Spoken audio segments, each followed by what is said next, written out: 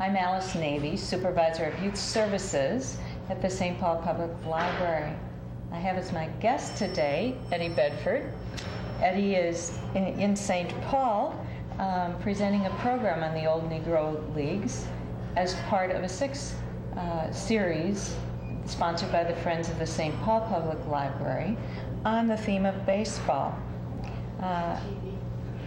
Eddie is an assistant professor at Eastern Michigan University in Ypsilanti, Michigan, and an expert on the old Negro Baseball Leagues, as well as someone who has dedicated much of his time to bringing books and youth together. Before we talk about that passion of bringing books and youth together, let's talk a little bit about the beginnings of the old Negro Baseball Leagues.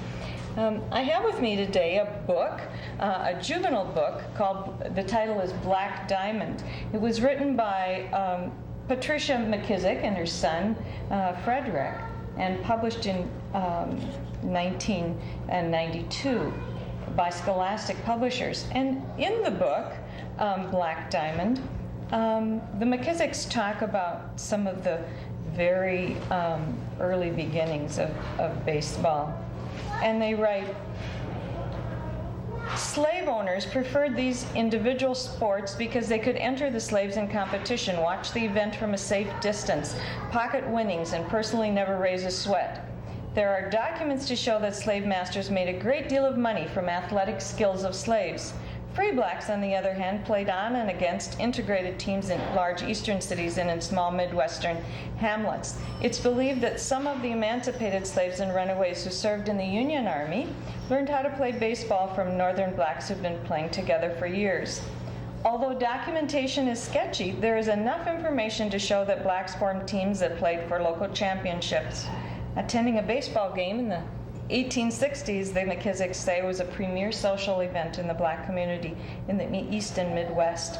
So take us back, Eddie, to some of those earliest stages of the Black Baseball Leagues. And tell us a little bit about it. Okay, I'm really pleased to be here, first off, and I guess I don't know if anyone's an expert on the topic, but I have spent many hours researching the old Negro League, which is kind of a passion.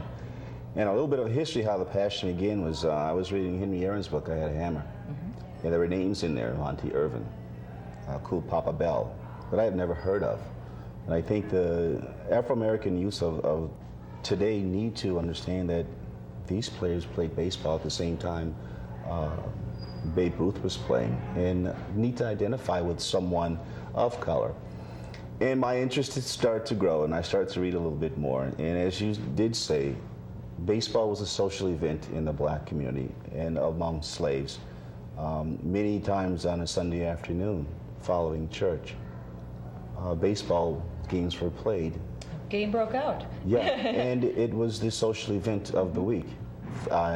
People would bring picnic lunches and sit and watch ball players play and participate in many of the games. It was kind of interesting. One of the secretaries at our university, when she found out I was doing some research, she said, "Oh, I remember Sunday afternoons. I saw Satchel Paige pitch. We would go to church, and after church, everyone would run home, quickly change out of the church, go and clothes, to go to the game, and then come to the game, and sit and watch. And many times they'd play 3 or 4 or 5 ball games in an afternoon, and it was fun, and it was enjoyment. I guess a relief from the times and the tough times that were going on. A whole family event. Exactly, and it was not only just the whole family, the whole community, and. Some of the pioneers of baseball, Sol White, and Sol White has a book out and some articles out talking about some of the times in the 1800s when baseball was tough for blacks, and he also highlights one of the articles where in the mid-20s, when black ball players were playing for $2 a game, and some of the white ball players were playing for $4,000. Yes. And it's just kind of one of those things that you don't want to go back to, and you hope that things are much, much better now when you look at the salaries of the ball players today compared to those measly pennies. But it still was fun, and again, I think it brought the community together. And it was one of those things where people said, "Hey, let's do it," and like Ernie Banks would say, "Hey, let's play 2." Yeah. And I think that's where Ernie Banks received that phrase, or started to use that phrase, hey, it's a great day to play too. And he used it through the times when, not only when he was playing for the Kansas City Monarchs in the early 30s and 40s, and also while he was playing with the Chicago Cubs. And Ernie Banks bringing up his name, it kind of also brings up many, many ball players from Let's talk Mobile, about some of Alabama. them. Mobile, Alabama was a hotbed of the old Negro League. And it was also a hotbed of the Negro Leaguers coming into the major leaguers. When you look at some of those players coming in from the major leagues, Willie McCovey, Henry Aaron, Tommy Aaron, Willie Mays, all came from about a 5-block area in Mobile, Alabama. Just a hotbed of baseball players. And many Negro League teams began to play in Mobile and started to migrate and travel around the country. And if we go back a little bit into the early 1800s, or late 1800s, early 1900s, many people know the story of the Great White Hope of Jack Johnson, the World Heavyweight Champion. He also played in the old Negro League. And it's amazing when you start to talk with other people about the old Negro League. Names come up. Many, many little tidbit stories that you will never hear, that's never written down. And that's what's so difficult about researching the old Negro League. And if anyone has a passion for it, you're going to spend many, many hours here in the library searching for names. And don't be afraid. It's fun, exciting, because it might take you to another path that, like it did for me. I never knew I'd be here. And it started 8-10 years ago. And there's an awful lot of information that still needs to be uncovered and given to children about reading. Now, if someone is just beginning to develop their interest in what are some beginning steps? Do you have some tips? Should they just begin to read lots about the old Negro League? Should they, how do they develop their background in it? One shortcut for children today who understand the computer. If you go to the website and if you would pull up Old Negro League, Blacks in Baseball, Baseball History, you will be surprised how much is out there. And this is where you will get your beginning. Jet Magazine, Ebony Magazine, go into the archives, has many, many short articles about past ball players. And from there, the door is open. And I guess thanks so much to the computer.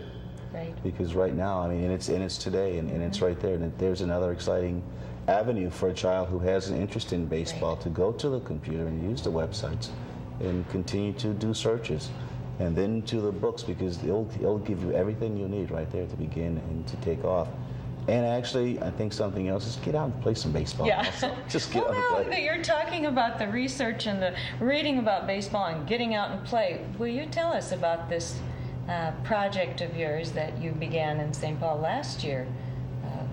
Well, Alice, with your help, we pulled up some 40 titles, I believe it was, last year. And I had this interest in reading. And 3 or 4 years ago, I kind of created an idea of, let's play baseball and let's read together. And from that, I had put a small idea in my head, and then I put it on paper.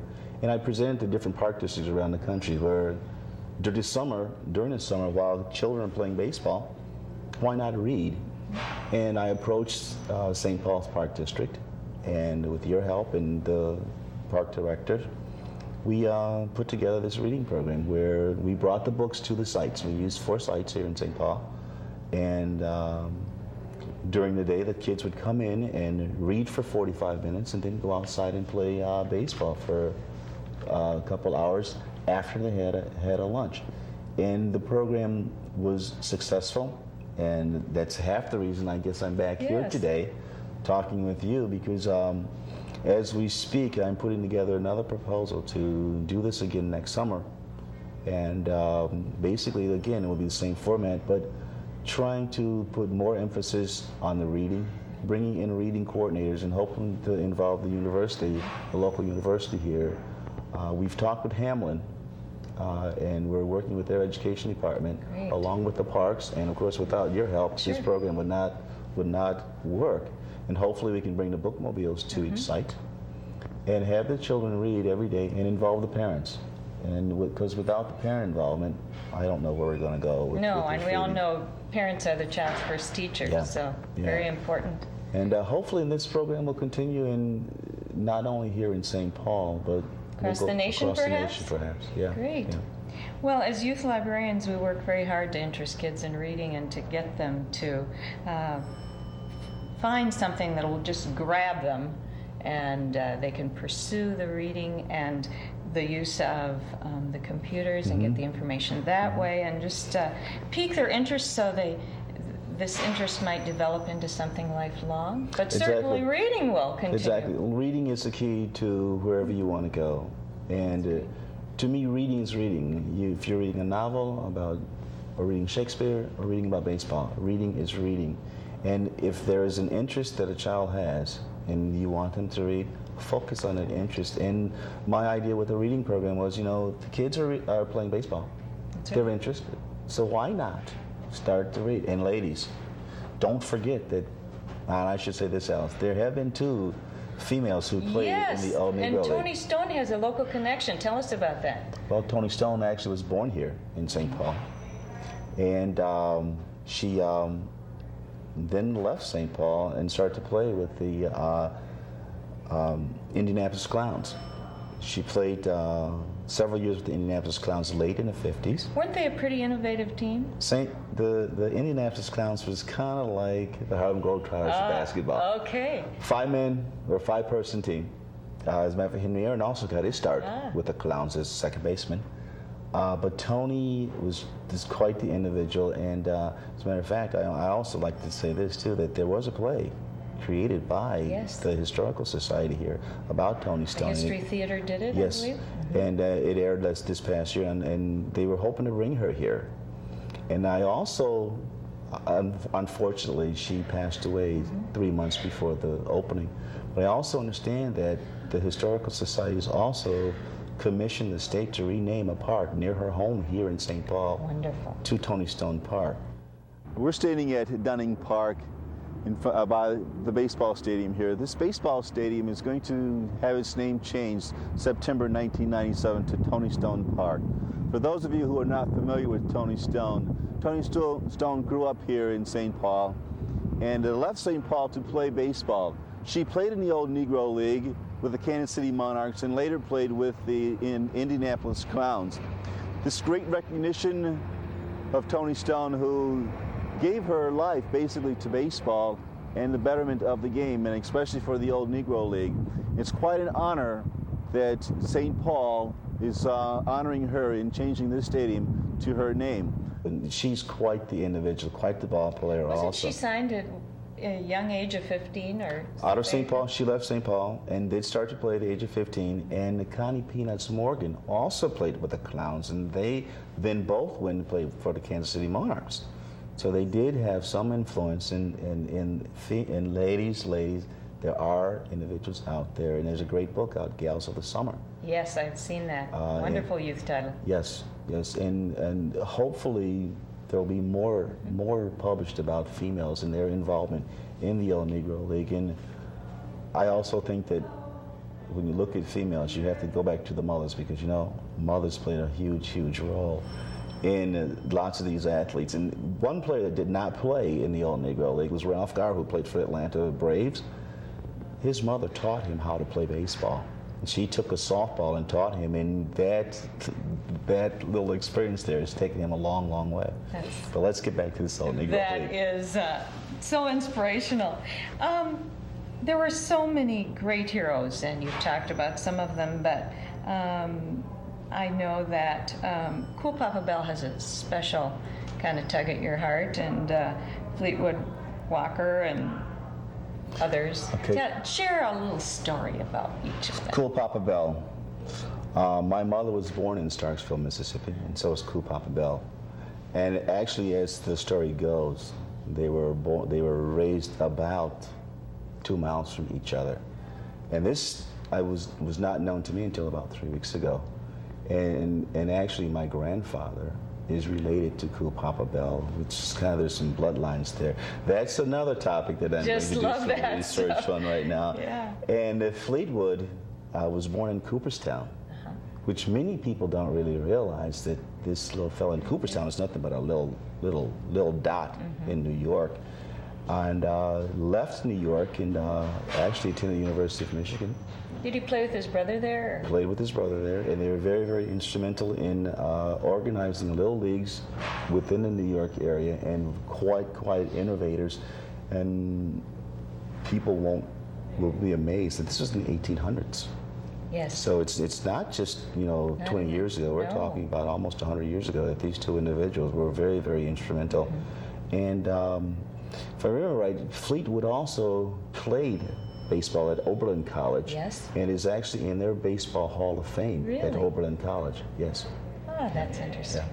Now, you told me another story about a famous family from the Twin City area that moved to Chicago.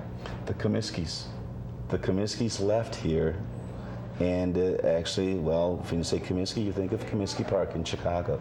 But the interesting thing about Comiskey Park in the old Negro League, Comiskey Park was one huge attraction and one huge individual who allowed the Negro Leaguers to play at Comiskey Park along with some of the other owners. And the neat thing about Comiskey Park, it is actually home of the first All-Star game ever played. The Negro Leaguers played 1 month prior to the first Major League All-Star game, and they played in Comiskey Park.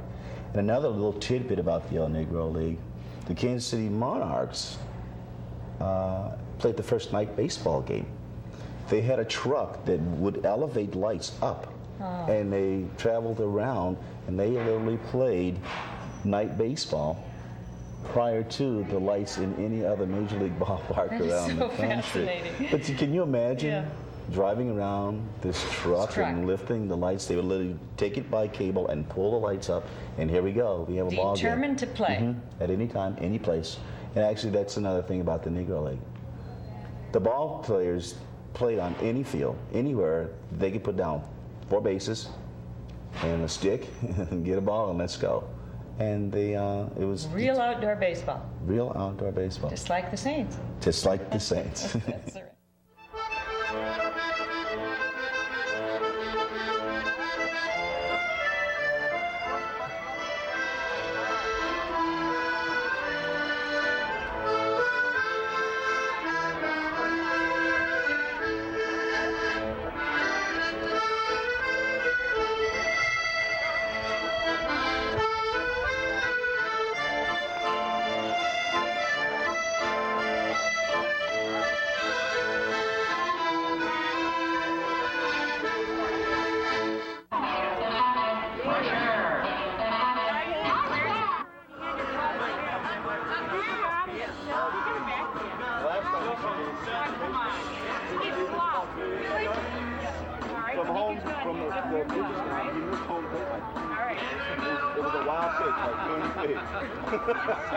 That made ESPN. Big deal.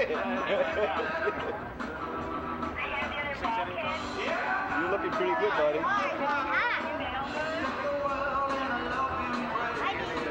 Just a couple minutes.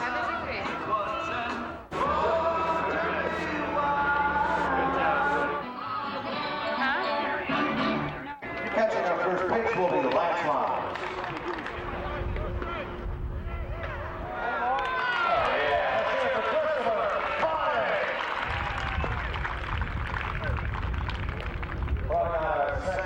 Pitch is Eddie Bedford. Eddie will be presenting a free talk on the history of the Negro Leagues on Thursday, October 21st at 7 p.m. at the Sunray Branch Library in St. Paul. Everyone is invited to attend. The program is part of the Friends of the St. Paul Public Library series on baseball and reading.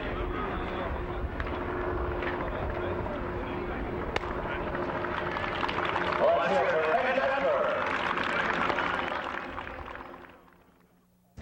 There's one ball player I'd just love to hear you talk about. He played, I think, 6 decades or part of 7, maybe. You're talking about Manny Manoso. Yeah. It so happens. He has his book out, and I'm not plugging his book, but he's such a great individual. And the nice thing about this is, or good thing about it is, I know Manny personally. We have spent many afternoons on a barbecue grill at a friend's house.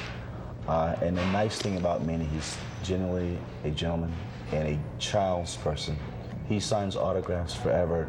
As a matter of fact, he was here last summer.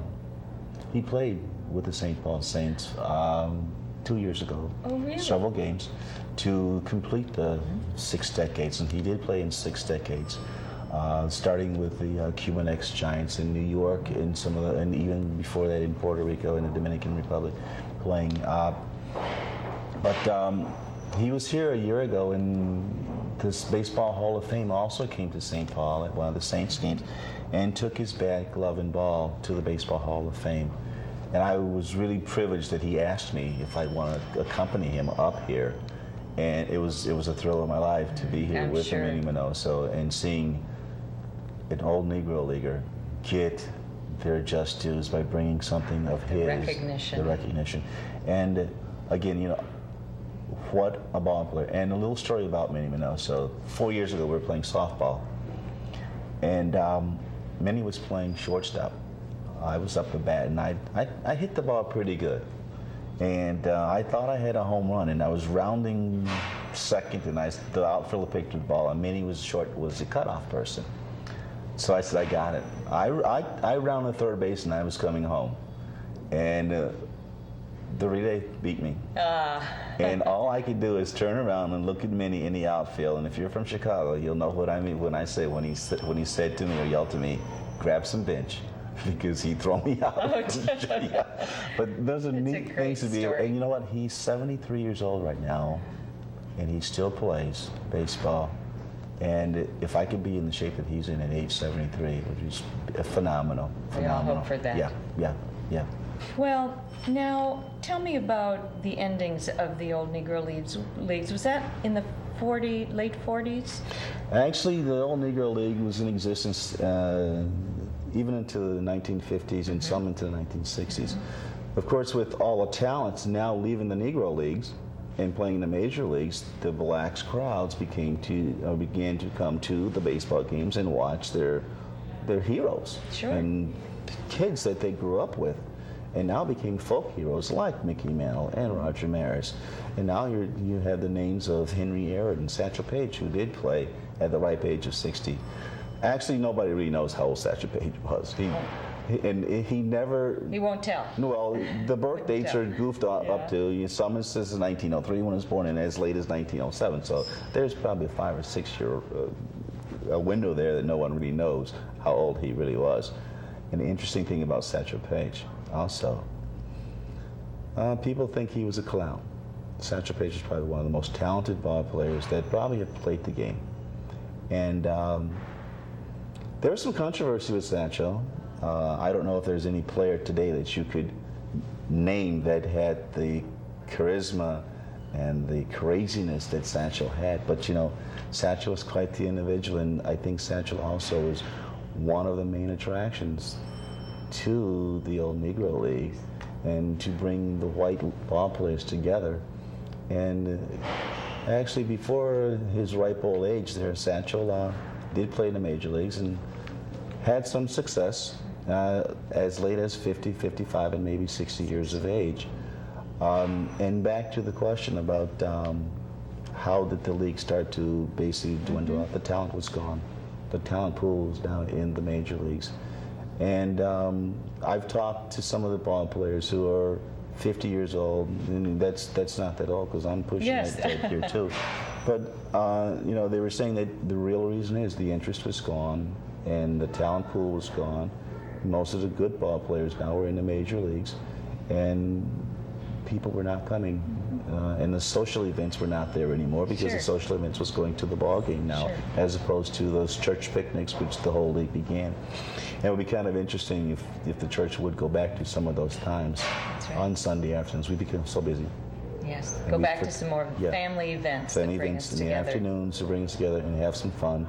And who knows what talent will prop up out of those Sunday afternoon games. And maybe we'll have another major leaguer out of St. Paul or wherever. Never know. But that's basically how it ended. It was not that the league folded for any reason other than the talent pool was gone into the major leagues, which I think helped economy for many, many blacks at that time. And it gave the blacks another sense of pride to go to a ball game and see their people playing, and see our people playing, as I suppose I should put it, because I'm quite proud of some of the pioneers. And if I could say anything to the children today about reading, read as much as you can, not only about other folk heroes, but get into the Old Negro League and find some of the books. There are many, many titles out there that are written for children, and many, many titles written for adults, and many, many videos if you would like to see. I mean, there's a wealth of knowledge that's just waiting to be pulled out by children. And it's an interesting topic that families can share too. Exactly. So. Exactly. Well, thank you so much, Eddie, for sharing with us some of this very extraordinary history of the old Negro Baseball Leagues. It's, I think, one of baseball's most fascinating stories. And I also want to thank you particularly for your efforts to bring youth and books together. I think that's a very important work of all of us. It really is, and I just like to say thank you and thank the Friends of the Library for putting this whole program together. And it's been enjoyable, and it's not going to stop. It's going to continue. And if I could touch one child with a book or one child with a video about the Old Negro League, I feel that my day has been complete. And I thank you. Thank you. Your St. Paul Public Library and many other public libraries have a wealth of information for you about the old Negro Baseball Leagues. There are books that tell the history of the Negro Baseball Leagues, as well as many, many biographies of individual players and present-day African-American players of baseball. Also, many public libraries have computers that you can discover will lead you to a wealth of information about baseball in general and the old Negro Leagues. Visit your public library.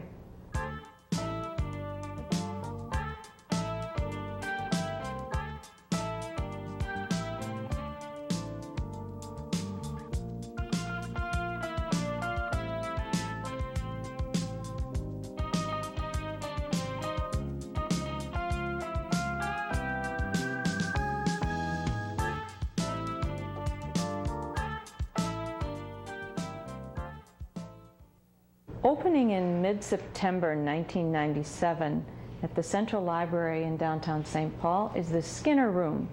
This is a youth browsing area designed to be a place where preteens and teens can find books and magazines and all kinds of library materials to pique their interest in reading, to keep them reading. It will also have computer terminals and direct access to the World Wide Web. Information on teen health issues and news, and will be staffed not only by paid library staff, but also by mentors who are trained to assist other youth in using library materials. And this renovation of the Skinner Room has been made possible by a gift to the Friends of the St. Paul Public Library from Mrs. Betsy Gunzel of Chicago and formerly of St. Paul.